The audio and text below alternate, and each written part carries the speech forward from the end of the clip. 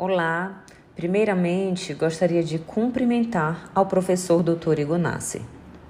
E esta é mais uma apresentação composta pelas acadêmicas Maria Vitória Matos Messias, Mariana Rodrigues Oliveira e Mariana Mota dos Santos, da turma 4 do curso de Medicina da Universidade Estadual de Roraima, para o mini seminário do curso de Citologia e Biologia Molecular, com o tema proposto: Análise conceitual e comparativa das vacinas com antígenos atenuados, epítopos proteicos e vacinas RNA.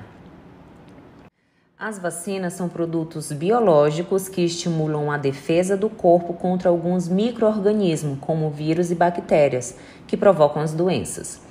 Podem ser produzidas a partir de micro-organismos enfraquecidos, mortos ou a partir de algum de seus derivados.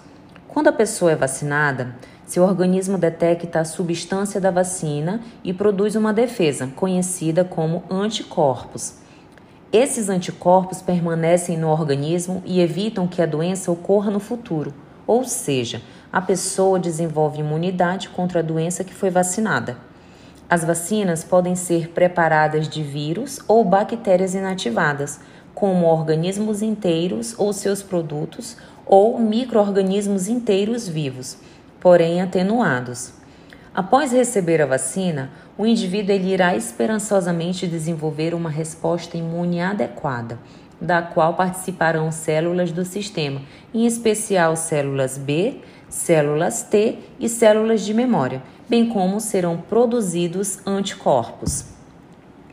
O sistema imunológico ele é constituído por barreiras físicas, células e moléculas. A função básica do sistema imunológico é responder contra substâncias estranhas que venham a penetrar no organismo humano. Para tanto, o mesmo é capaz de reconhecer o que é estranho e o que é próprio. O sistema imunológico tem funções no combate a agentes estranhos, assim como na eliminação de células lesadas ou já envelhecidas e na destruição de células anormais ou mutantes que aparecem no organismo. Os mecanismos de defesa podem ser divididos em 3 partes. A primeira são as barreiras naturais, constituídas pela integridade da pele, mucosas, por substâncias antimicrobianas presentes nestes locais, pH das secreções do trato digestivo e urogenital, enzimas antimicrobianas presentes na lágrima, entre outros. Naturalmente servem de barreira, impedindo a entrada de micro-organismos em nosso organismo. Caso ocorra uma invasão, entram em ação outros mecanismos do sistema imunológico, constituído por células especializadas, responsáveis por diferentes processos que visam destruir ou impedir a proliferação desses agentes infecciosos, sendo os mais comuns os vírus e as bactérias. Ao ultrapassar as barreiras naturais impostas por essa primeira linha de defesa, o próximo mecanismo de defesa do organismo humano é a imunidade inata.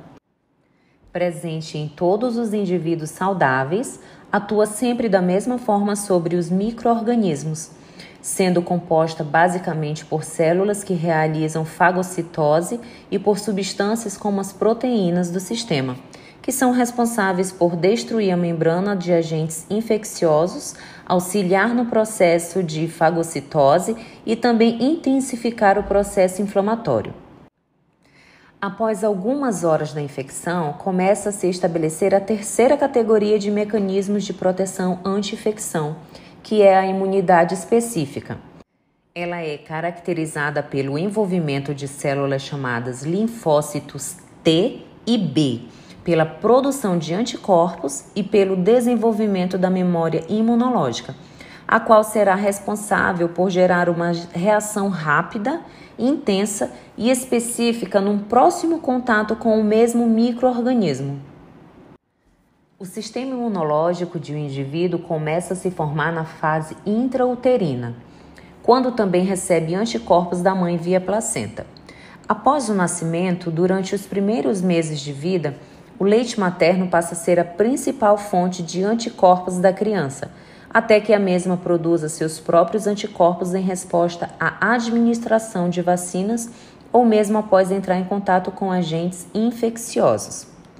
Desta forma, é possível afirmar que a imunidade pode ser adquirida de forma passiva ou ativa. A passiva pode ser natural ou artificial, sendo a natural obtida pelo aleitamento materno, enquanto a passiva artificial pela soroterapia. A imunização passiva é obtida pela transferência ao indivíduo de anticorpos produzidos por um animal ou outro homem. Esse tipo de imunidade produz uma rápida e eficiente proteção que, contudo, é temporária, durando em média poucas semanas ou meses. A imunidade ativa é também subdividida em natural ou artificial, sendo a natural adquirida a partir do contato com um patógeno e artificial pela vacinação. A vacina gera uma memória imunológica, a qual é traduzida por uma proteção de longa duração. O sistema imune também tem a capacidade de se lembrar das ameaças já combatidas. Por isso, sempre que os mesmos agentes infecciosos entram em contato com o nosso organismo, o complexo processo de proteção é reativado. Em alguns casos, a memória imunológica é tão eficiente que não deixa uma doença ocorrer mais de uma vez na mesma pessoa. Isso acontece, por exemplo, quando contraímos sarampo ou catapora, ou quando nos vacinamos contra essas doenças. Mas não é sempre assim. No caso da doença meningocócica, da difteria, do tétano e da coqueluche, tanto as infecções quanto as vacinas que as previnem não geram proteção para toda a vida, seja porque o estímulo do sistema imune não é suficiente a ponto de produzir uma ótima memória imunológica, seja porque ter memória imunológica, nesses casos, não basta para manter a proteção no longo prazo. É por isso que às vezes precisamos tomar doses de reforço de algumas vacinas. Embora seja muito eficiente, o sistema imunológico ele precisa de certas condições para funcionar bem e o tempo é uma delas. Por exemplo, na primeira vez em que uma criança é exposta a um micróbio, seu sistema imune não consegue produzir anticorpos em um prazo inferior ao que o agente agressor leva para se instalar e provocar os sintomas. Assim, apesar do esforço de proteção natural do organismo, a criança ficará doente. Por essa razão, as vacinas têm importância crucial. Elas permitem a imunização preventiva, o que elimina o risco de adoecimento e de complicações muitas vezes fatais. As vacinas atenuadas contêm agentes infecciosos vivos, mas extremamente enfraquecidos. Já as vacinas inativadas usam agentes mortos, alterados ou apenas partículas deles. Todos são chamados de antígenos e têm como função reduzir ao máximo o risco de infecção ao estimular o sistema imune a produzir anticorpos, de forma semelhante ao que acontece quando somos expostos aos vírus e bactérias, porém sem causar doença. As vacinas atenuadas podem produzir condições semelhantes às provocadas pela doença que previne, como febre, por exemplo. Mas em pessoas com sistema imunológico competente, isso é muito raro e, quando ocorre, os sintomas são brandos e de curta duração. Já as pessoas com doenças que deprimem o sistema imunológico ou que estão em tratamento com drogas que levam à imunossupressão não podem receber esse tipo de vacina. O mesmo vale para gestantes. Algumas vacinas apresentam ainda traços de antibiótico na composição, para evitar o crescimento de micro-organismos durante a produção e o armazenamento do produto final.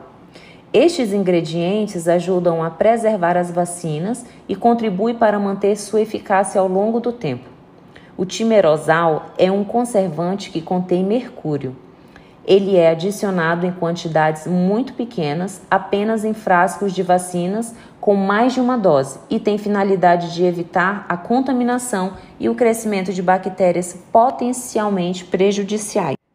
As vacinas de subunidades proteicas estão dentre as vacinas de segunda geração. Dentre elas estão as vacinas de hepatite B e HPV. As plataformas para a produção de vacinas à base de subunidades proteicas exigem tecnologia sofisticada, pois envolve organismos vivos, como bactérias e leveduras, que requerem condições especiais para o cultivo, além de medidas que garantam higiene rigorosa para evitar a contaminação com outro organismo durante o processo de produção. Isso torna a produção mais cara aquela das vacinas sintetizadas quimicamente, como as vacinas de RNA, por exemplo. O método de fabricação preciso varia de acordo com o tipo de vacina de subunidade sendo produzida. A tecnologia para o desenvolvimento de vacinas de subunidades proteicas é utilizada, por exemplo, para a síntese de vacinas de hepatite B recombinante, que envolve a inserção do código genético do antígeno em células de levedura, que são relativamente fáceis de cultivar e capazes de sintetizar quantidades razoáveis de proteínas. A levedura ela é cultivada em grandes tanques de fermentação e, posteriormente, o antígeno ele é coletado e purificado. A proteína purificada é então formulada com outros componentes da vacina, como conservantes para mantê-la estável e adjuvantes para aumentar a resposta imunológica. Em muitos casos, faz-se necessária a conjugação dos fragmentos proteicos com polissacarídeos do patógeno, o que caracteriza as chamadas vacinas conjugadas. Assim que as proteínas são purificadas, elas são quimicamente ligadas ao polissacarídeo e, em seguida, aos demais componentes da vacina são adicionadas na formulação. As vacinas de subunidade contêm fragmentos de proteína e ou polissacarídeo do patógeno, que são cuidadosamente estudados para identificar quais combinações dessas moléculas são capazes de produzir uma resposta imune, forte e eficaz. Ao inocular uma parte do agente e não o agente inteiro, restringe-se o acesso do sistema imunológico a apenas um fragmento do patógeno, o que minimiza o risco de efeitos colaterais.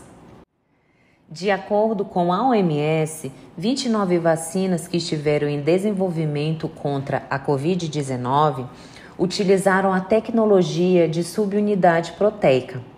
E até abril de 2021, existiam 8 vacinas em fase de testes clínicos mais avançados.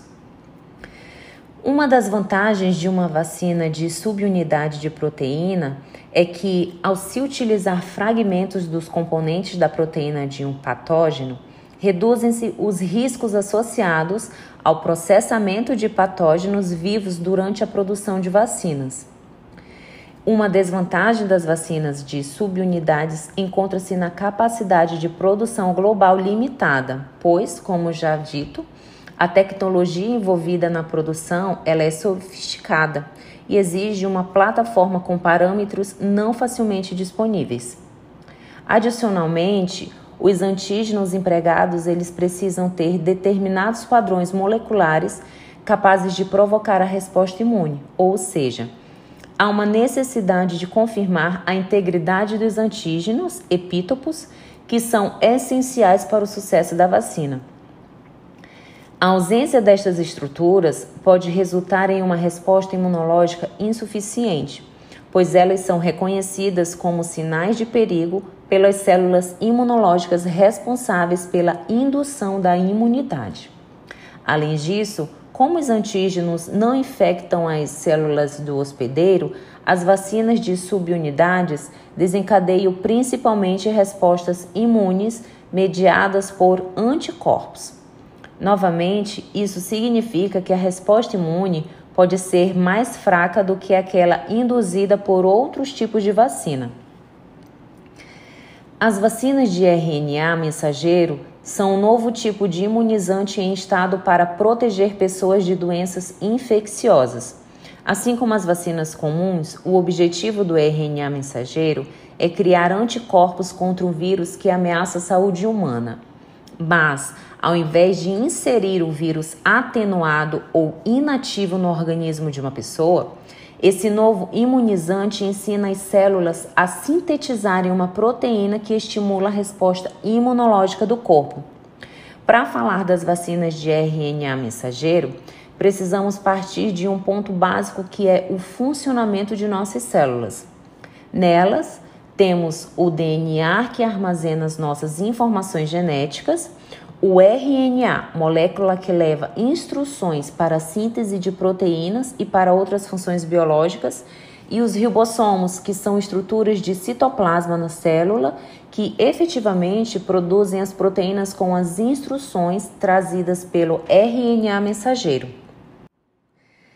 As vacinas de RNA mensageiro carregam o código genético do vírus que contém as instruções para que as células do corpo produzam determinadas proteínas.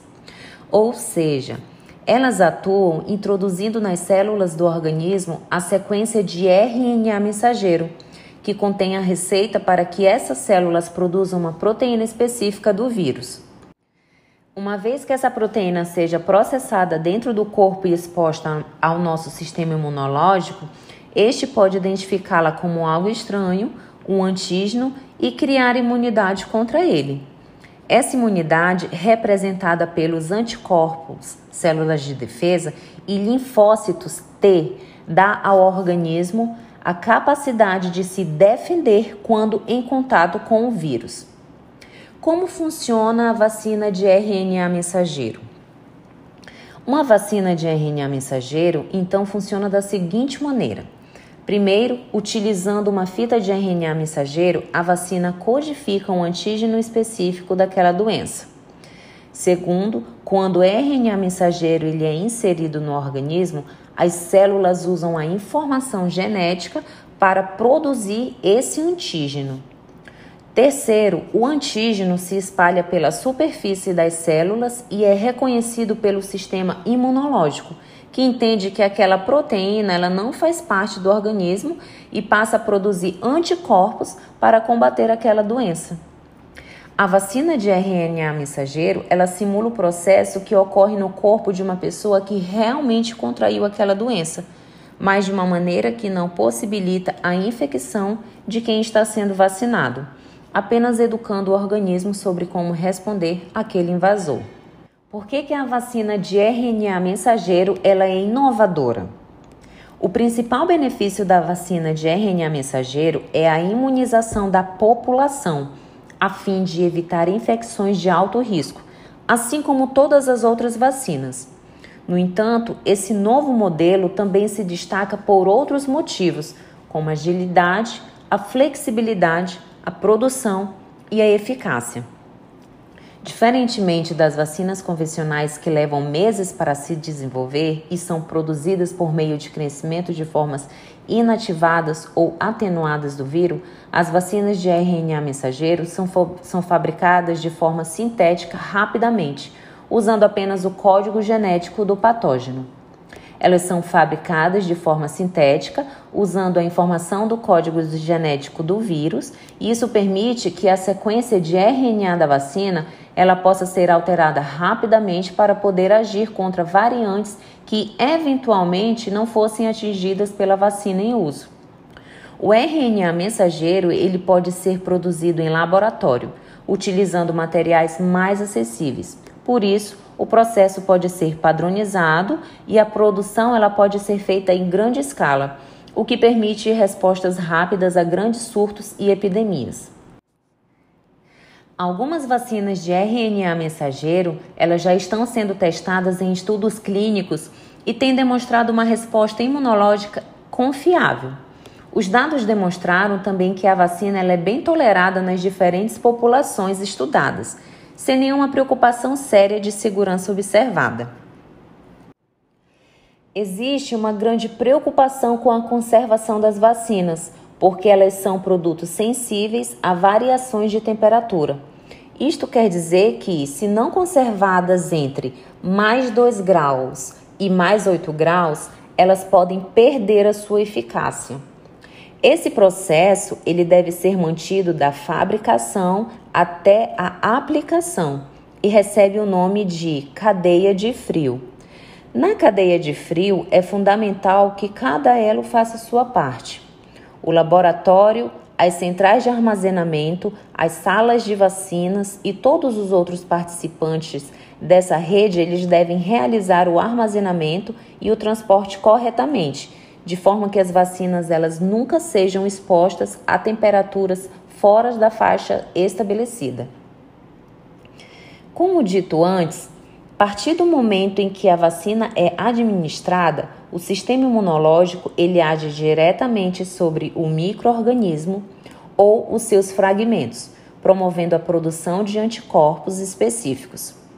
Caso futuramente a pessoa entre em contato com um agente infeccioso, o sistema imunológico já consegue combater e impedir o desenvolvimento da doença.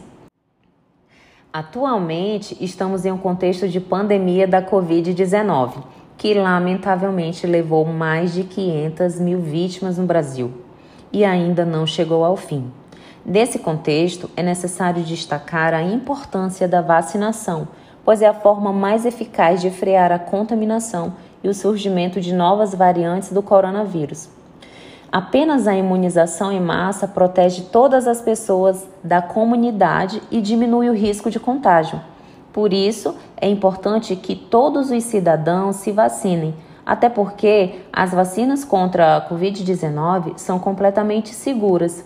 Todas elas são licenciadas e foram rigorosamente testadas. Além disso, o acesso às doses é gratuito, com distribuição pelo SUS. Assim, para reduzir o número de pessoas com sintomas e internações e também evitar casos graves e óbitos pela Covid-19, orientamos a população a tomar as 2 doses das vacinas disponibilizadas nas unidades de saúde municipais. Optar pela imunização completa contra o coronavírus é proteger não apenas a si próprio, mas também toda a sociedade. Vacina, sim! Gostaria de agradecer pela oportunidade e atenção a mais uma breve apresentação na qual falamos sobre a análise conceitual e comparativa das vacinas com antígenos atenuados, epítopos proteicos e vacinas de RNA. Muito obrigada!